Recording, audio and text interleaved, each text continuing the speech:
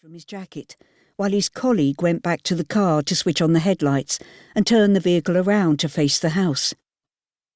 A tiny lobby housed a staircase, a door to the right, presumably the living room, and a door facing, which probably led to a kitchen.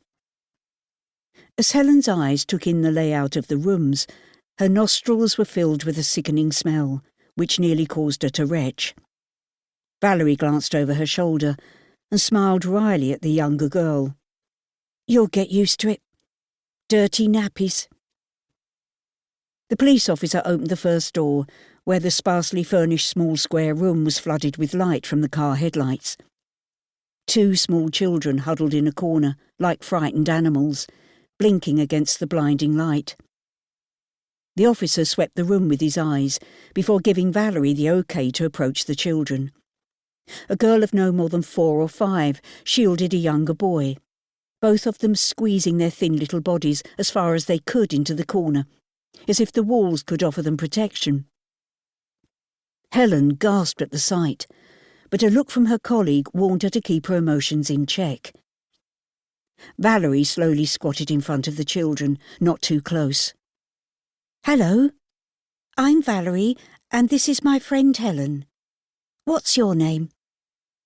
The little girl eyed her suspiciously, then whispered, "Joanne."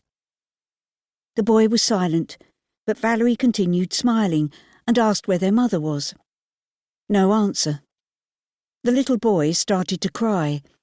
His sister gripped him even tighter, her wide blue eyes full of suspicion and fear. Helen briefly appraised the room they were in. Even in the patchy light shed by the car, the space looked filthy. The walls were damp with old peeling paper and mildew, forming grotesque-looking patterns across the ceiling. There was no carpet, just old and uneven bare floorboards. An ancient brown sofa stood against one wall, stuffing hanging out of the arms, and seat cushions so threadbare there was more foam showing through than fabric. A side panel of glass was broken in the bay window and held together with brown parcel tape, utterly useless for keeping out the cold February night. A television stood in one corner on an upturned box, its wide screen and shiny black newness incongruous with its surroundings. Valerie continued to speak calmly to the children, attempting to gain their trust. Then turning to Helen, she whispered, "Go and fetch the blankets from the boot of my car." Helen hurried off, grateful to be out in the fresh air, but simultaneously feeling guilty about her revulsion for the situation inside. The first policeman stood by his car on his radio, reporting into the station, while his colleague searched upstairs. Helen retrieved the blankets and took them back into the house as the second policeman came downstairs. "No sign of anyone else. Who knows how long those kids have been alone? The fridge is all but empty. Poor little sods." He nodded to Helen. "You taking them now?" Yes, we are." Helen was floundering. Having longed for something to happen, this situation had thrown her.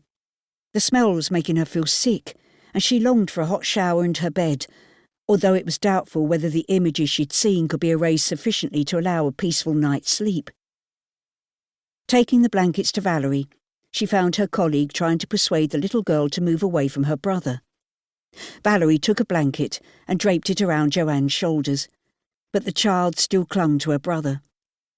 It looked as if they'd have to lift them out as one.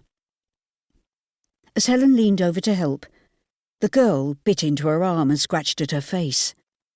Valerie managed to wrap the girl's flailing arms in the blanket, but was rewarded by a piercing feral scream, making the boy cry even louder.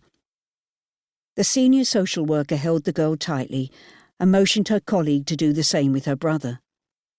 Helen was so stunned that it took a few seconds to respond. The boy wriggled in her arms, screaming, almost deafening her. He wore only a thin vest, and his legs were covered with excrement, the smell of which was overpowering. Valerie managed to lift the girl into the back of her car and asked Helen to get in with the boy. The pair clung together, their limbs a tangle of bones, with barely any flesh on them. Thankfully, They lapsed into silence as they were driven away.